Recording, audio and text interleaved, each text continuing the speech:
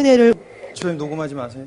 아직 목사님 안 어제 제가 목사님 말씀을 들으면서 우리가 어떤 시대를 살고 있는가 굉장히 생각을 많이 하게 되더라고요. 어떻게 보면은 과학이 발달되지 않은 곳, 그리고 낙후된 곳이라는 곳, 우리가 생각했을 때는 살짝 미개할 수도 있다고 생각하는 곳에 생각보다 하나님의 역사는 굉장히 강하게 나타나는 것을 우리가 봐요. 분명히 아프리카라고 늘 성령 충만하고 좋고 그런 문제가 있지 않은 것을 분명히 우리가, 목사님 오늘 말씀에 그러잖아요. 아프리카에서도 교인이 많고 아프리카에서도 건축을 크게 하면은 성공된 목회라고 생각을 해요. 근데도 불구하고 아프리카는 아직도 한국보다, 어떻게 보면 우리보다 더 뜨거움이 있고, 그리고 하나님의 역사하심이 참 한국보다 더 많이, 한국이나 아니면은 뭐 우리한테는 좀 덜하지만은 점점 하나님의 능력이라는 것이 희귀해지는 상태, 하나님의 능력이 희귀해지는 우리가 시대를 살고 있는데, 아프리카에는 하나님께서 그렇게 역사하시고, 아니면 저 오지나 아니면 저 무슬림 쪽에서 이렇게 사역하시는 곳에서는 하나님의 놀라운 역사, 생명까지도 포기할 수 있는 그런 은혜를 주시는데 불구하고 왜 우리는 이렇게 약한가, 힘이 없는가? 그럼 도대체 지금 우리는 어떤 삶을 살고 있고 어떤 시대에 살고 있고 나의 상황은 어떤가라는 질문을 많이 하게 되더라고요. 늘 선교사님들 어떻게 보면은 필드라고 할 수 있잖아요. 성령님께서 진짜 우리 눈으로 체험할 수 있는 그런 필드에서의 목회, 그런 분들을 보면 정말 하나님이 살아계신 것 같은데 내 삶에서는 궁금한 것들이 많고 왜 이렇게 안 나타나시는 것 같고, 그런 걸 보면서 어제 목사님께서 말하시던 우리 다음 세대가 굉장히 중요합니다 라는 말을 하시더라고요. 점점 시대가 하나님을 찾지 않는 시대가 되고 있는 것 같아요. 하나님을 많이 부르고 하나님을 찬양을 많이 하고 하나님의 이름은 수도 없이 불러져요. 제가 필리핀에 선교사로 있었지만은 11월 달이 아닌 10월 달부터 크리스마스가 시작돼요. 그 나라는 10월 달 정도부터 벌써 쇼핑몰이나 아니면은 무슨 레스토랑이나 마켓 이런 데 가면은 크리스마스 용품에 벌써 산타크로스의 복장이나 트리, 전구, 엽서, 많은 상품들이 벌써 크리스마스 세일해서 붙어 있어요. 근데 그들이 정말 하나님을 진짜 찾고 있느냐? 그들이 하나님을 정말 찾고 있고, 그래서 그렇게 찾아서 하나님의 말씀을 그들이, 이게 하나님이 원하시는 말씀이다, 하나님이 원하시는 거다라는 것을 그들이 듣고 있냐? 그렇진 않거든요. 그렇다면 우리의 모습도 본다면 정말 우리가 하나님의 이름을 부르고 한국에서 정말 많은 찬양들이 흘러나오고 하나님이 기뻐히 받으시지만 많은 것들이 하나님의 이름으로 사역들이 있어지지만은 한국에서 정말 믿는 그리스도인들이 자기가 정말 하나님을 믿는 그리스도인이라는 것을 빛으로 막 나타낸다고 하는 그런 측면으로 봤을 때 얼마나 많은 사람들이 그렇게 살아갈까? 안 그렇다는 거거든요. 자기가 믿는 사람인 거 숨기고 싶어요. 솔직히 저도 그래요. 아파트에서 살다 보면은 그런 거 있잖아요. 이렇게 앞에서 쿵쾅쾅쾅 거리고 그러면은 시끄럽잖아요. 그러면 위에 가서 한마디라도 하고 싶어질 때가 있어요. 그러면은 내가 목사고 내가 예수님 믿는 사람인 거 알면은 올라가서 말하는데 굉장히 껄끄러워요. 그러면 저도 속으로 말하고 싶은 생각이 안 들어요. 저 목사고 저는 교회 다니는 사람입니다. 말하기가 싫어요. 사람들이 살아가면서 내가 예수님 믿는 사람이라는 것을 말하지 않아요. 그리고 그렇게 말하지 않는 것은 결국 하나님의 능력도 나타나는 것도 희귀해져요. 왜 그럴까? 어제 목사님이 그런 말씀 하시더라고요. 한국엔 되게 신이 많다. 아까 오전 말씀하실 때 그랬잖아요. 한국에 정말 신이 많다. 신이 너무나 많다라는 얘기를 했는데 정작 우리가 하나님을 얼마나 필요로 하는가라는 그 문제인 것 같습니다. 하나님은 얼마나 필요로 하는가. 우리 젊은 친구들에게, 그러니까 다음 세대라는 거에 대해서 우리 젊은 친구들에게 하나님이 얼마나 필요한가. 하나님은 그다지 필요한 분이 아니에요. 우리 한국 사회는. 왜냐하면 부모님들이 다 챙겨줘요. 부족해도 부모님들이 웬만한 거 다 챙겨주고 고민이 되는 거 해결해줘요. 돈적으로나 물질적으로나. 그리고 친구들하고 재밌게 놀아서 생각의 공허함이나 그 나중에 공허함도 느끼긴 하지만은 자기 자신이 하나님 앞에 갈 수 있는 그것들이 우리에겐 굉장히 부족하다는 거예요. 그런 계기점이 많이 없다는 거예요.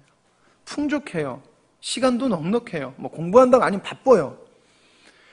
하나님이 필요 없어요. 전혀 하나님이 필요 없는 시대가 됐다는 거예요. 아까 그랬잖아요. 한국엔 신이 많다. 지금 우리 시대가 우리가 그런 말을 하죠. 뉴에이지 시대, 뉴에이지 시대, 뉴에이지 시대라고 말을 해요. 뉴에이지 시대라는 건 결국에는 새로운 시대, 인간도 하나님이 될 수 있다. 그러니까 하나님의 자리에 우리를 올려놓는다는 건데, 우리 그리스도인조차도 하나님의 필요성을 모르니까 내가 하나님 자리에 올라가서 그냥 살게 되는 거예요. 하나님이 내가 필요할 때는 하나님이지만 내가 필요 없을 때는 하나님이 아니라는 거예요. 어제 우리 주일학교 친구들 찬양할 때, 우리 주일학교 친구들도, 우리 교회인, 우리 아이들, 우리 중고등부, 우리 주일학교도 하나님을 알아요. 하나님을 사랑하려고 애쓴다고 자기네들이 생각해요. 하나님 믿는다고 생각해요. 근데 찬양이 나오지가 않아요. 하나님 앞에 영광 돌려야 된다는 거 안 해도 하나님을 찬양하는데 입술이 나오지 않아요. 왜 그러냐는 거예요. 우리 교회조차도, 우리 교회조차도 왜 그럴까? 하나님에 대한 필요성을 우리 아이들조차도 느끼고 있지 않더라는 거예요. 내가 왜 하나님을 찾아야 되며 내가 왜 하나님 앞에 이렇게 찬양을 드려야 된다는 것을 우리 아이들도 모른다는 거예요. 분명히 성경에서는 우리에게 요구하는 것이 있습니다. 우리는 우리의 인생을 하나님이 기뻐하시는 산 제사로 드려야 된다는 거예요. 그래야지만 우리 삶 속에서 하나님이 기뻐하시는 열매를 맺을 수 있다는 거예요.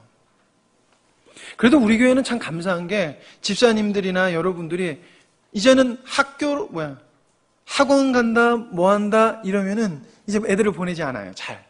그리고 신앙으로 와요. 그런데 우리 아이들이 신앙에 대해서 큰 고민을 안 해요.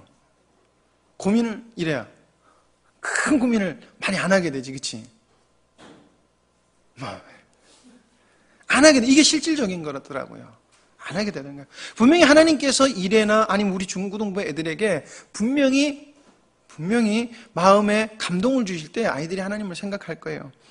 근데 우리 아이들이 저는 이 땅을 살아가면서 하나님이 우리에게 주신, 우리 영광스러운 게 주신 비전인 내가 이 땅에서 살아갈 때 하나님의 말씀대로 그 하나님이 원하는 열매를 나타내는 그런 사람이 되는 것을 어린아이에서부터 그것을 고민하지 않고 내가 찬양 드리는 것이 지금 이 모습이 하나님이 기뻐하시는 건가 아닌가를 꾸준히 물어보지 않는다고 하면은, 그러니까 내가 나의 모습이 하나님이 기뻐하시는 모습인가, 내가 혹여나 하나님 앞에서 잘못 가고 있지 않는가라는 것을 그렇게 가라가 아니라 그런 것을 아이들이 스스로 물어보지 않는다고 하면은 절대 우리 아이들은 하나님을 찾을 필요가 없는 아이들로 자라갈 수밖에 없더라는 것입니다.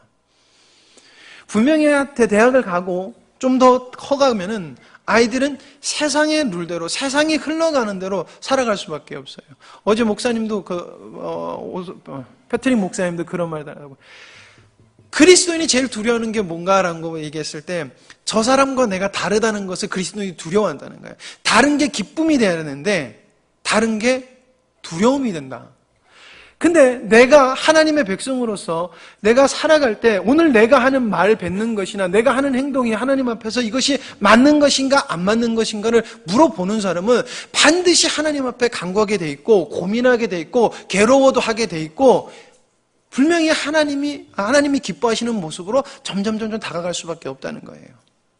근데 우리가 계속해서 하나님 앞에서 우리 자녀들을 키울 때 세상에서에 대한 가치관과 세상에 대해서 원하는 걸로 하고 있다고 한다. 그렇게 원한다고. 그리고 분명한 것은 부모로서도 내가 그렇게 살지 않고 그 아이들에게 그렇게 요구한다고 하면은 분명히 아이들은 우리의 말을 따라오지 아니할 거라는 것이죠. 저는 우리 영광스러운 교회에 하나님께서 분명히 원하시는 모습이 있다고 저는 봅니다. 그리고 그것을 우리는 조금씩 이루고 있다고도 저는 보고 있습니다. 그러나 늘 요즘에 하나님께서 마음을 주시는 것은 하나님은 정말 위대하신 하나님이기 때문에 우리가 누리는 것보다 우리가 생각하는 것보다 하나님은 위대하시고 놀라우신 분이시라는 것입니다. 우리가 작지만은 아프리카 어떻게 보면 우리보다 더 힘이 없어요. 우리보다 더 못 살아요. 오늘 한 목사님이 그러시더라고요. 한 나이 많으신 목사님은 돌아가시면은 다시 한국에서보다 못 드실 수도 있대요. 그런 환경이에요. 근데 거기서는 하나님을 의지하고 나가고 하나님을 정말 붙들며 나아가려고 했을 때 하나님께서 계속해서 은혜 주시더라는 것입니다. 우리도 하나님이 보시기에 기뻐하시기에 나가고 있고 하나님 보시기에 아름답게 나가고 있는 것이 사실입니다. 그러나 저는 분명히 저는 하나님이 목사님을 통해서 우리에게 비전 주신 것은 그렇게 시시콜콜한 건 아니라는 것이죠. 분명히 우리가 이 땅에서 어떻게 보면 선교를 나가는 것도 위대하지만은 그것보다 더 위대한 것은 한 그리스도인으로서 정말 성경에 있는 것을 살아낸다는 것은 정말 하나님께서 정말 간절히 원하시는 거고 이 땅에 참된 빛이 될 수 있는 아주 귀하고 어마어마한 것이기 때문에 우리는 그거에 대한 가치를 알아야 되고 그 가치를 아는 나는 물론이요 우리 자녀들에게 그것들을 가르쳐야 된다는 것입니다. 분명히 다른 교회 다른 지역의 교회들 열심히 가고 있고 열심히 하나님 앞에서 예배드리고 하나님께 영광이 도는 것은 사실입니다. 그러나 그들이 정말 하나님 앞에서 마음에 꽉 차고 마음에 하나님에 대한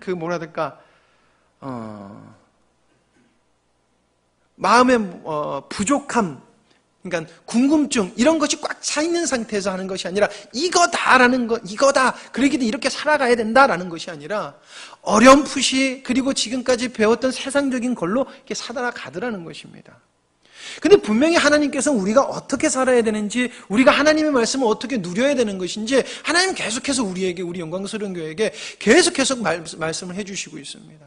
그리고 분명한 것은 그 삶을 우리가 살고 있지만 더 깊고 더 강하고 더 많은 열매를 맺으시기를 하나님은 원하신다는 것입니다. 우리가 그것을 향해 나갔을 때 그것을 분명히 이루시는 분은 하나님이시라는 것입니다.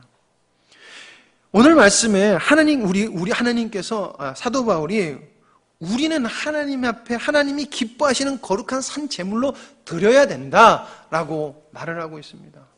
그렇기 때문에 우리는 무엇을 하든지 무엇을 먹든지 정말 하나님이 기뻐하시는 것이 무엇인가라는 것을 생각을 해야 될 것입니다. 그리고 우리 자녀들도 그것들을 묻고 가게끔 계속해서 훈련을 시키고 아이들을 권면해야 될 것입니다. 되냐 안 되냐가 문제가 아닙니다. 계속해서 하나님의 말씀을 이게 바른 것이라는 것을 심어주고 엄마, 아빠가 먼저 하나님 앞에서 거룩한 산 제물로 사는 그 삶을 드릴 때 분명히 하나님께서 우리 삶 속에서 역사하실 줄 믿습니다. 그리고 두 번째로 말씀드리고 싶은 것은 우리 아이들에게 계속해서 저는 말하고 싶은 것이 이 세대를 본받지 말자는 것입니다.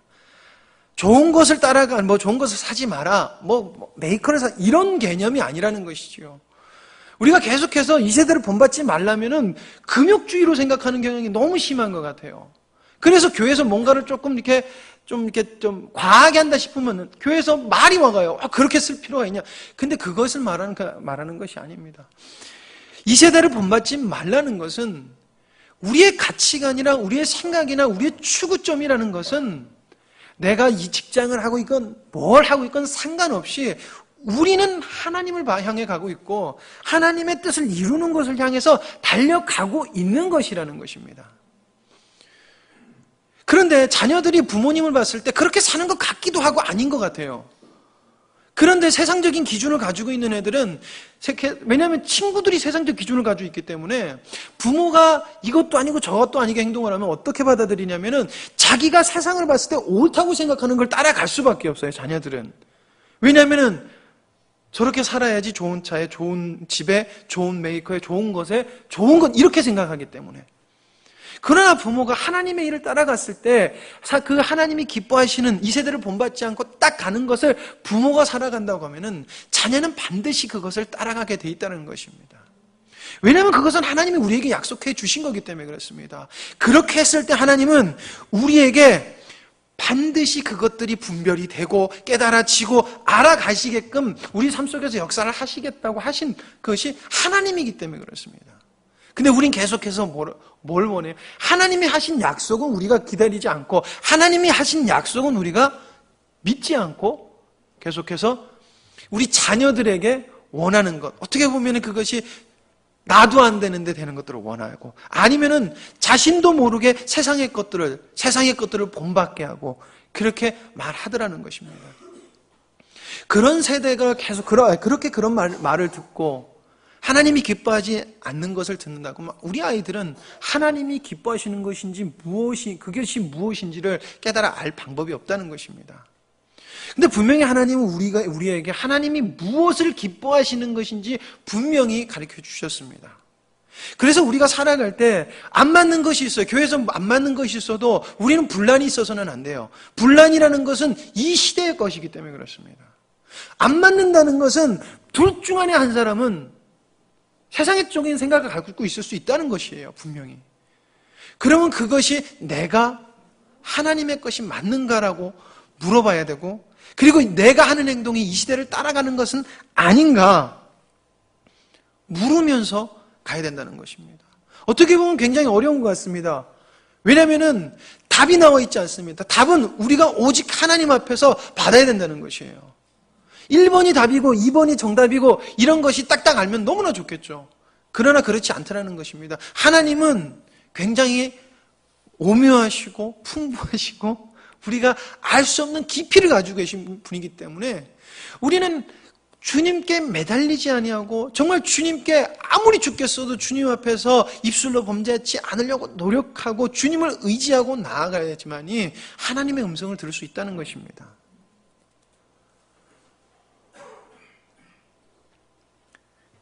이 시대를 본받지 않고 어쩔 수 없이라는 말을 쓰면 좀 그렇지만 계속해서 세상은 우리 아이들을 공격할 것입니다. 그럼 아이들은 계속해서 이 시대를 본받아 갈 수 있는 많은 여건이 우리에게 있다는 것이지요. 그 아이들을 잡을 수 있는 방법은 우리가 하나님 앞에서 이 시대를 본받지 않고 하나님의 능력이 맞다는 것을 반드시 자녀들에게 보여줘야 되고 하나님 앞에서도 보여줘야 된다는 것입니다.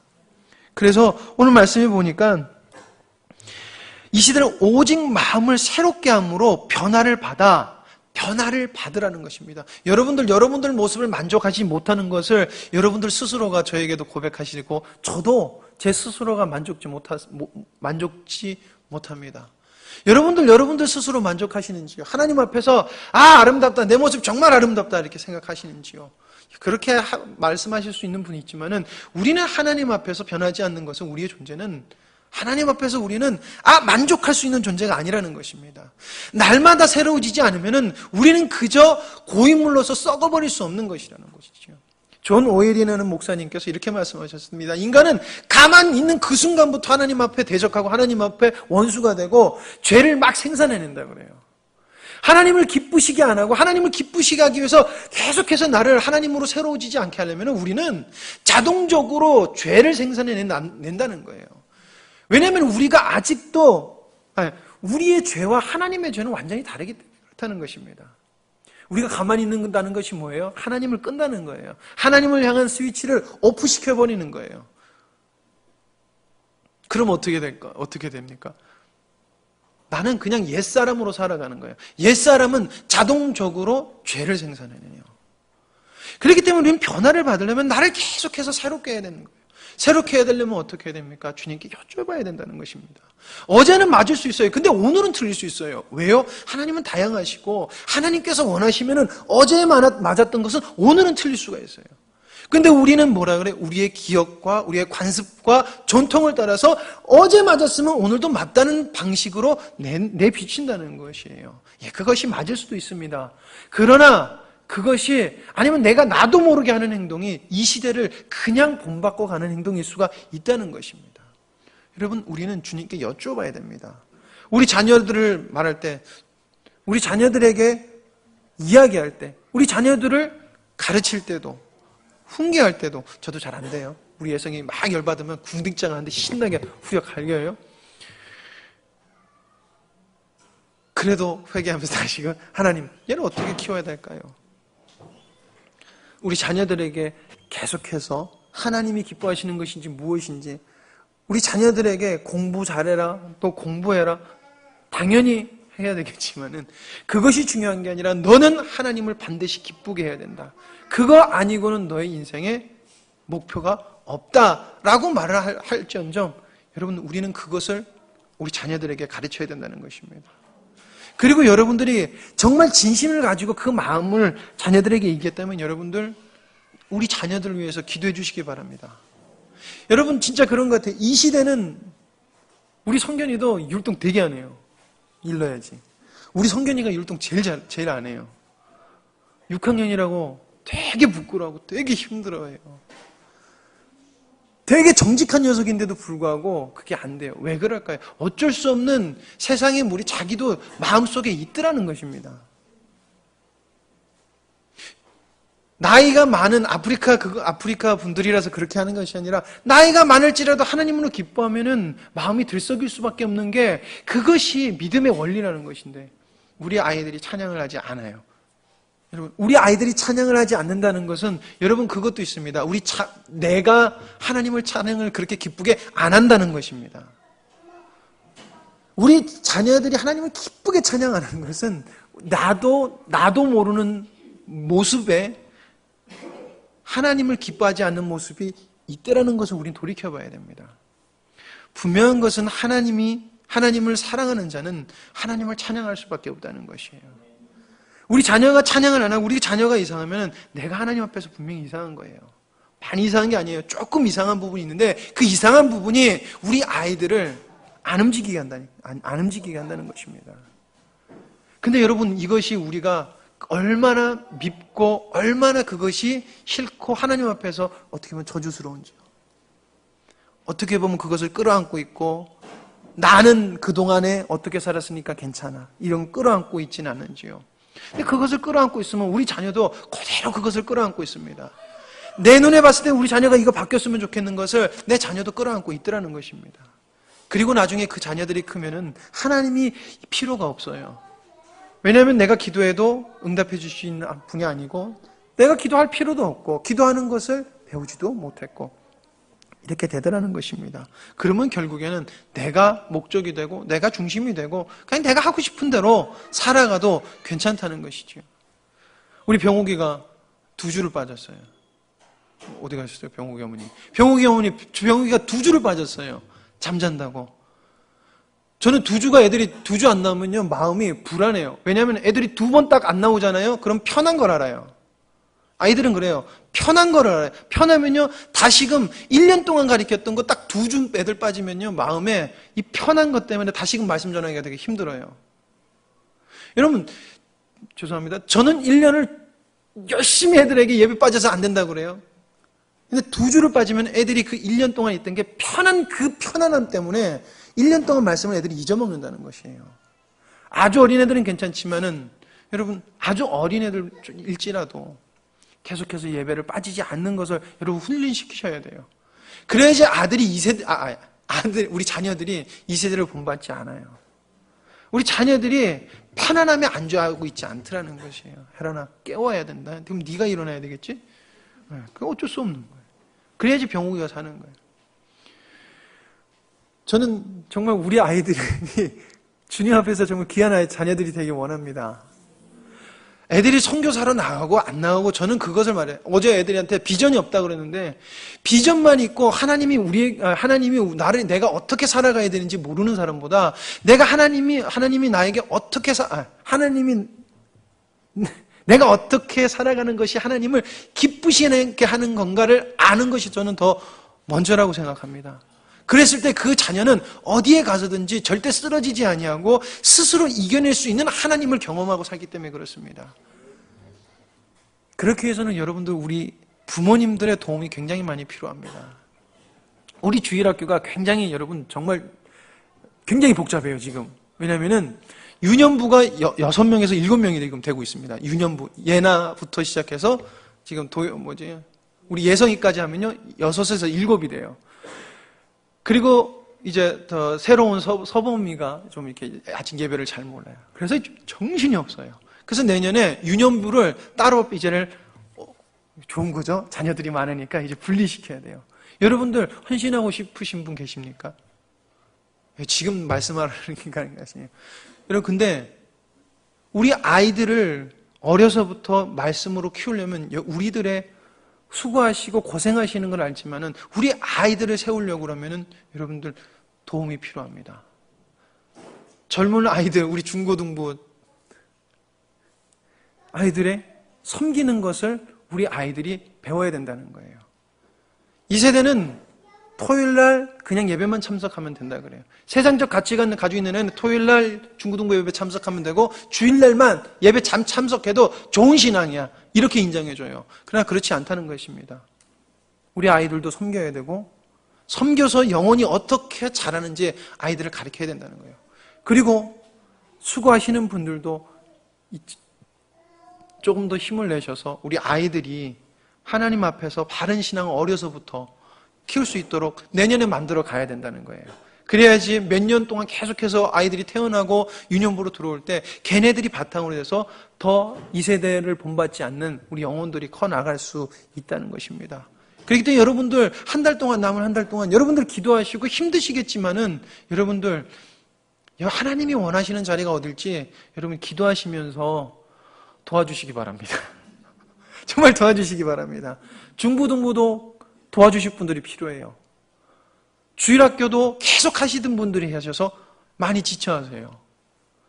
예배를 참석하시라는 것이 아닙니다. 필요할 때 뭐가 필요할까 관심을 가져주시고 기도하시라는 거예요. 그리고 하나님께서 필드에서 섬기기 원하시면 오세요. 오셔서 예배라도 같이 참석해 주시고, 한 명이 어떻게 이게 좀 말을 안 들을 때 걔라도 이렇게 안아주시고 그러시라는 거예요. 그렇게 해서 정말 우리 영광스러운 교회 자녀들이 이 땅에서 살아가지만은 정말 하나님의 백성으로 살아가는 자녀를 만들었으면 좋겠습니다. 그리고 그렇게 해야지 우리에게도 희망이 있을 줄 믿습니다. 도와주십시오. 그리고 우리 영혼, 우리 중고등부 그리고 주일학교 영혼들을 위해서 계속해서 기도해 주시기 바랍니다.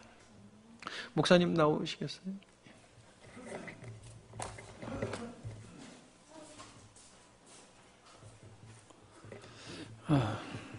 잠을 조금 잤더니 굉장히 피곤하네요. 마음 같아서는 오늘 오후 같은 날은 그냥 바로 갔으면 좋겠지요.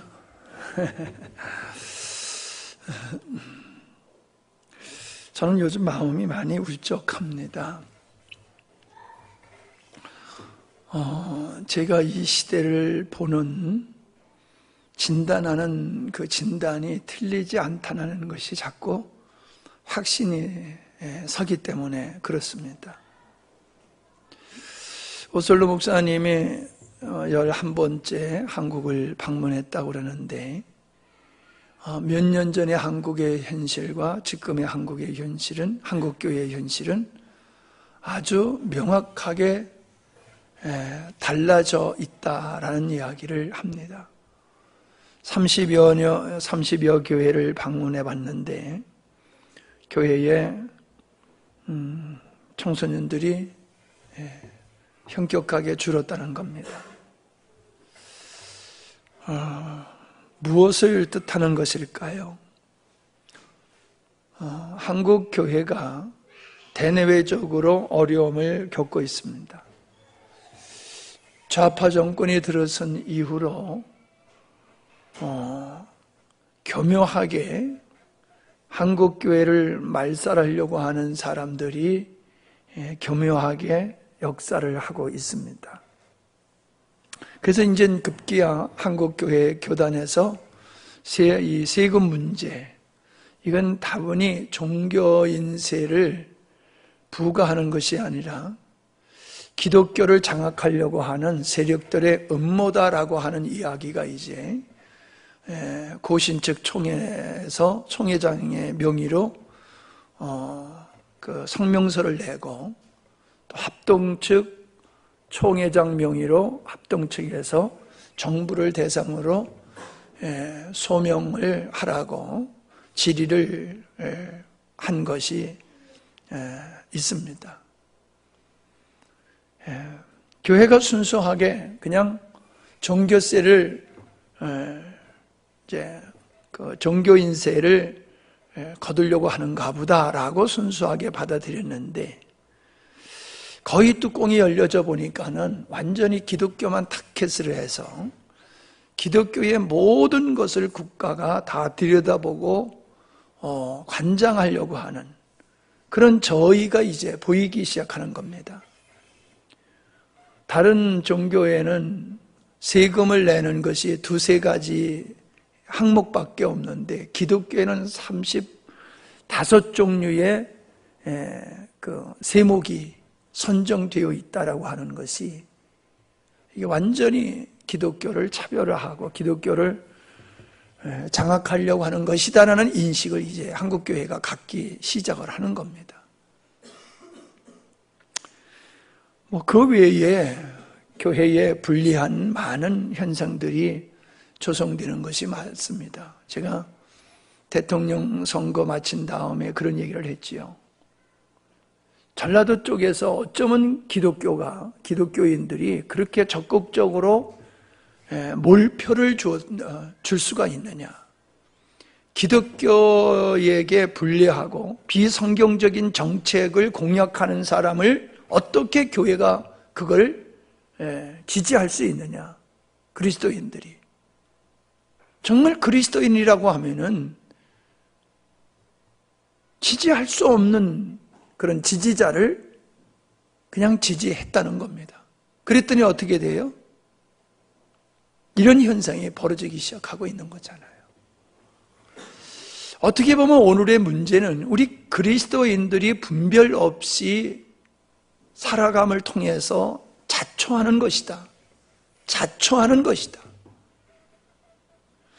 이런 식으로 기독교인들이 미혹되어지고 분별 없고 비복음적인 상태로 가다 보면은 대내외의 악재를 통해서 기독교는 앞으로 몇십 년 안 가면은 진짜 교회에 여러분들이 할머니 할아버지가 되면은 교회에 젊은이들이 없는 그런 시대가 올 수 있다라고 하는 것이 추측이고 가능성이 아니라 이건 명확하게 그렇게 올 수밖에 없는 길을 지금 걸어가고 있다는 겁니다.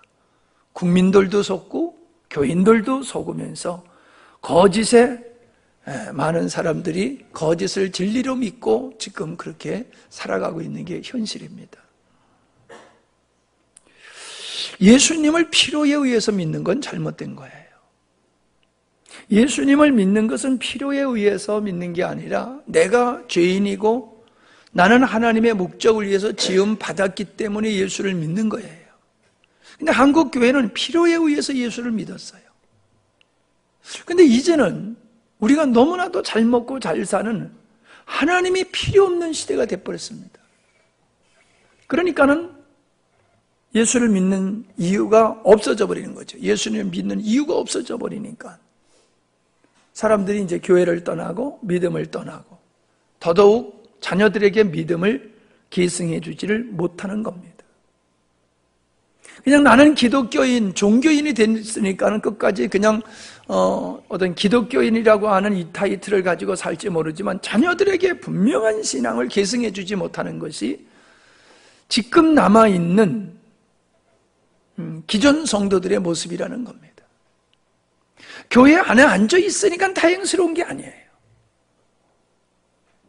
교회 안에 그래도 있으니까는 교회가 유지된다고 하는데 안도를 해서는 아니 되는 겁니다. 분명한 교회 안에 앉아있는 오늘날 성도들의 신앙이 바른 신앙이라고 하면은 자녀들에게 복음이 전수되어야지 됩니다. 자녀들에게 복음을 전수하지 않는 신앙, 자기 혼자 믿는 신앙은 그건 참다운 믿음이 아닙니다. 분명합니다. 저는 선교사님들하고 이야기를 하면서 한국교회의 문제점을 좀 얘기하며 아프리카 교회가 한국의 전철을 밟지 않았으면 좋겠다는 이야기를 했습니다. 아프리카가 지금 급속도로 기독교를 받아들이고 있는 것이 필요에 의해서라는 거예요. 내가 봤을 때는 필요에 의해서. 내가 죄인이고 하나님의 창조의 목적에 의해서 내가 지음받은 자고 이런 관점이 아니라 필요에 의해서 그들이 지금 복음을 받아들이고 있는 이 모습은 우리 과거의 한국교회의 모습과 별별 다를 바가 없다는 겁니다. 한국교회에도 놀라운 성령의 역사가 있었습니다. 열정이 있었습니다. 그러나 그 열정은 필요에 의한, 현상에 의한 열정이었지, 정말로 순수하게 주님과 우리와의 관계 속에서 우리 안에 있는 생명의 약동을 통해서 일어나는 그런 것이 아니었다는 겁니다. 여러분, 다른 사람은 어찌하든지 간에 나만 예수 잘 믿으면 된다라고 하는 생각, 잘못된 생각입니다.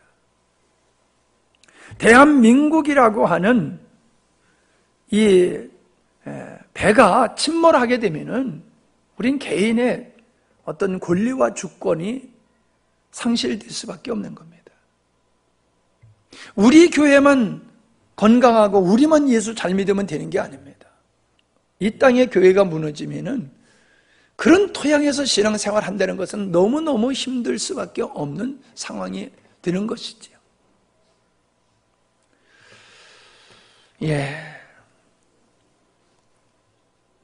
아까 다른 것이 이 땅에 이 세상을 본받지 말라라는 얘기를 했지 않습니까? 근데 교회는 세상을 따라가고 있습니다. 세상의 교회를 따라와야 되는데 교회가 세상을 따라가고 있습니다. 본받지 말라고 하는 세상의 풍조, 사상, 가치관, 그런 걸 따라가고 있습니다. 마음을 뺏겨버리면 인생 전체를 뺏겨버리는 겁니다. 마음이 뺏긴 곳에는 복음이 들어가지 않습니다. 보이지 아니하게 우리 아이들은 지금 세상의 풍조 속에 노출되어서 하나님의 말씀이 그들에게 영향력을 미치는 것보다는 세상에 우리 자녀들에게 더 크게 영향을 미치고 있다는 것을 여러분 분명히 분별하실 수 있어야 됩니다. 우리 아이들이 부모님을 아직 어리기 때문에 부모님을 따라 교회에 나와서 앉아있을지 모르지만은 몸은 앉아있는데 걔네들의 가치관과 걔네들의 의식이 세상적인 가치관과 세상적인 풍속과 의식을 사조를 담고 있다라고 하면은 언젠가 그네들은 교회를 떠나가게 되는 겁니다. 과연 우리 엄마 아빠들 여러분들이 정말로 생명이신 주님으로 말미암아 복음의 능력으로 살고 있는지를 우리가 생각해 봐야 됩니다. 주일날 예배당에 나와서 앉아있는 자체가 중요한 게 아니에요. 우리의 가치관과 우리의 의식이 성경적이지 않고 그냥 주일날 나와서 예배 드리는 것이 우리의 신앙의 전부라고 하면은 이건 건강한 신앙이 아닙니다. 우리 아이들은 그런 부모 밑에서 건강한 인격과 가치관과 정체성으로 성장하지를 않습니다. 제가 선교사님들하고 그랬어요. 한국 교회는 영적인 그리스도인이 되지 아니하고 착하고 선하고 좋은 기독교 종교인이 됐다. 그런데 과거에는 그런 착하고 선한 기독교인으로서 믿음의 생활을 하는데 전혀 문제가 없었다. 근데 지금은 그런 종교인으로서 도덕과 윤리적인 가치관을 가진 사람으로서 세상의 풍조를 이길 능력이 안 되는 거다. 그렇기 때문에 지금 기독교는 세상 풍조 앞에 지금 무릎을 꿇고 무너지고 있는 거다. 한국교회는. 한국교회가 그동안 복음에 의해서 영적으로 성장했다라고 하면은 세상의 풍조 앞에서 든든히 설 수 있지만은 종교인이 되었지 생명 있는 그리스도인이 되지 않았기 때문에 세상 풍조 앞에 무릎을 꿇고 있는 거다. 아프리카 교회는 그렇게 되지 말아라. 그분이 뭐라는 줄 알아요? 오늘 설교하시는 오설로 목사님. 아프리카의 선교사가 한국에 와야 되겠다고 얘기를 하더라고요. 교회를 순방하다 보니까는 아프리카의 선교사가 한국으로 선교회로 와야 되겠다고 그렇게 얘기를 하더라고요. 그들의 눈에는 한국 교회가 그렇게 비폐하고 연약하고 힘없는 모습으로 있다는 것이 그들의 눈에 보였다는 겁니다. 그런데 이걸 우리 스스로가 못 느끼고 있어요. 여러분들 좀 강하게 말씀을 가지고 얘기하면 여러분들 기분 나빠해요. 내가 여러분이 기분 나빠하는 걸 알기 때문에 직설적으로 얘기하는 걸 가능한 피합니다. 여러분의 신앙에 문제점이 있는 것을 제가 직설적으로 얘기를 하지 않습니다. 근데 여러분은 제가 그런 얘기를 안 하니까는 잘하고 있는 줄 알아요. 아니에요. 우리 지금 심각한 신앙의 영적 문제를 가지고 있습니다. 심각한 영적인 위기를 우리는 접하고 있어요. 이대로 가면 20, 30년이면은 한국교회는 몰락을 할 수가 있습니다. 훨씬 유럽교회보다도 빨리 한국교회는 몰락할 수 있는 것이 안티 세력들이 아주 교묘하게 언론을 장악하고 언론을 이용해서 온 국민들의 마음속에 기독교에 대한 반감을 갖도록 계속 그 일을 조장하고 있습니다. 교회를 혐오스러운 단체로 보고 예수 믿는 사람들은 타도돼야 할 대상으로 사회의 분위기가 그렇게 지금 흘러가고 있습니다. 이것이 너무나 급속하게 지금 진행되어 가고 있는 게 현실입니다. 여러분, 그래서 성경에서는 깨어있으라고 말씀하고 있지요. 깨어있으라. 지금 잠잘 때가 아니라는 겁니다. 여러분 정확하게 여러분이 들은 복음에 근거해서 여러분의 신앙을 한번 철저하게 점검해 보시기 바랍니다.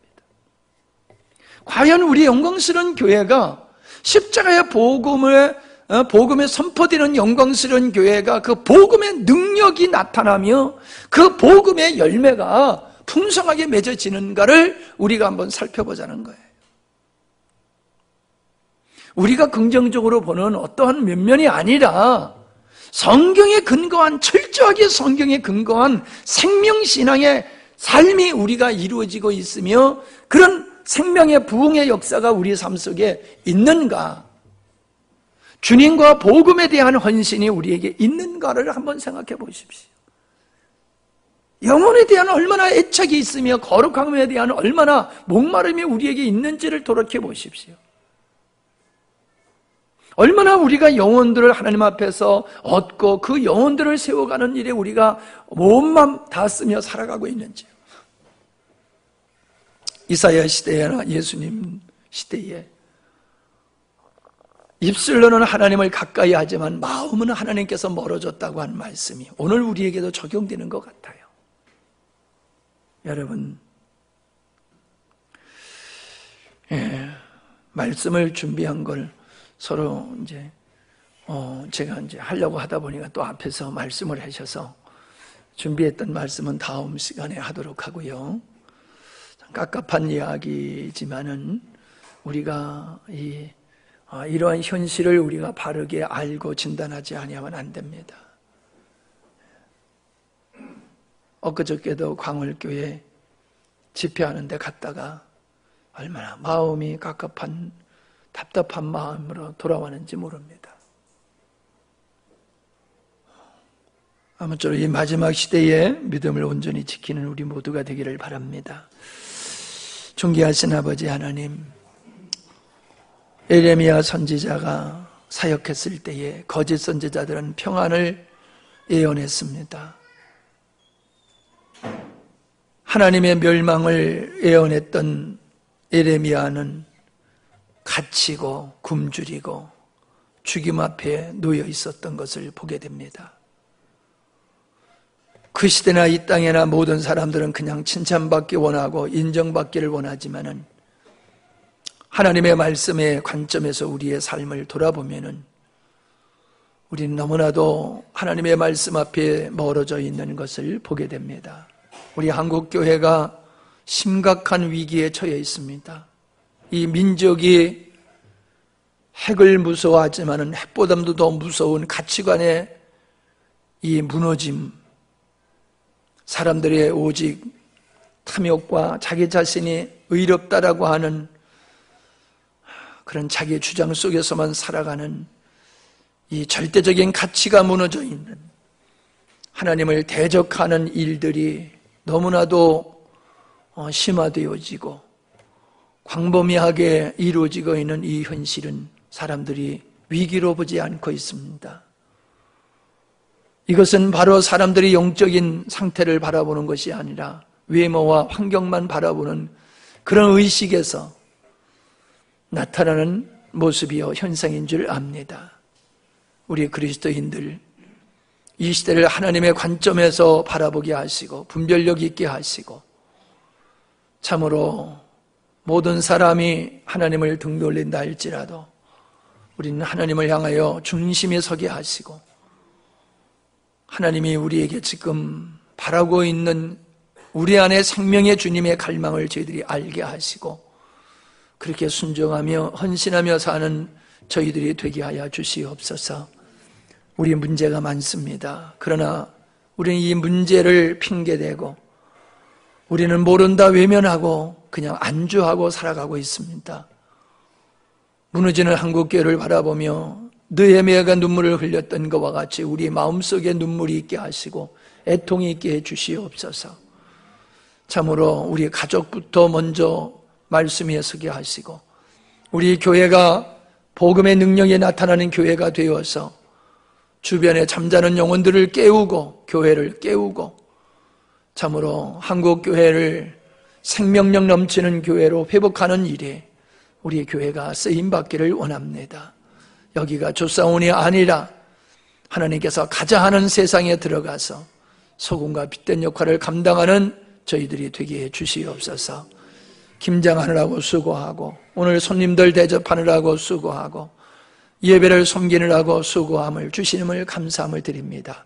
저희들의 헌신과 수고를 통하여 하나님의 나라가 더 든든히 서게 하시고 은혜와 축복이 넘치는 역사가 있게 하옵소서. 이제는 우리 주 예수 그리스도의 은혜와 우리 아버지 하나님의 영원하신 사랑하심과 성령 하나님의 감화감동 교통역사 인도내주 충만하심이 마지막 시대에 깨어있고 온전한 믿음의 생활을 결단하는 사랑하는 모든 주의 자녀들 위해 이제로부터 영원토록 함께 있을지어다. 아멘.